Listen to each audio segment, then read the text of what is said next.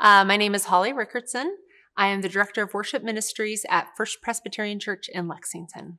I have lived in Lexington just over 14 years. What sticks out to me the most about Lexington is my friends from outside of the state have this idea of what rural Nebraska is.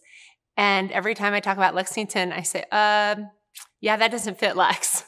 There's a lot more diversity than you realize. I think, too, having lived in the edge of Koreatown when I lived in Los Angeles, it's the only time in my life I've been the minority. And it gives me a different appreciation and understanding of, and just a little tiny bit of what some of the other people in our community are facing. I think one of the great things about being in a small town is that there's a lot of opportunity that people don't realize there is. When I lived in Los Angeles and was getting ready to move back to Nebraska, all of my friends were like, why are you moving? You can do music anywhere. And I said, well, if I can do music anywhere, I'm going to move closer to home. And I actually have more opportunities through church and community events. I got to do 2 community musicals here in Lexington. That's how I met my husband. So I just think being in a small town, when people find out you have a talent or an ability, then they ask you to use it. And so that's really fun. And you don't get that in a big city. I get to do music every week in a variety of genres, with a variety of ages. I can be sitting at the piano playing for service, and then Eddie and I will lead a modern worship song, and then I'll walk over and I will direct the kids choir, the handbells, the adult choir, so it's a lot of variety. Church is where I really had opportunities to learn and grow in music. I did it anywhere I could. School, of course, but I had a really great music mentor in my church that got me up to sing in front of the congregation to sing my first solo. My friend Jan Patterson, she did a lot of folk music. She had lived in California.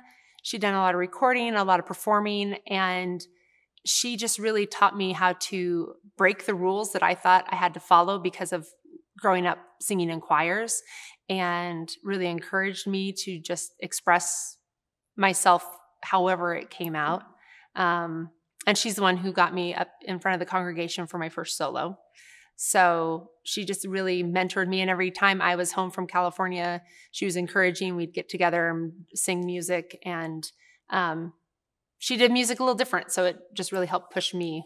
And then professionally, oh wow, Debbie Gibson was my favorite growing up, but part of that was she wrote her own music, she produced her own music, she performed her own music, and then, as she got older, she was on Broadway and the East End in London. So I looked to her as someone who could do whatever she wanted to and had all these different creative outlets, and so I thought that was really cool. Like I said, I grew up singing in church choir and school choir and in taking piano lessons, and it was all very much read the music, follow the rules.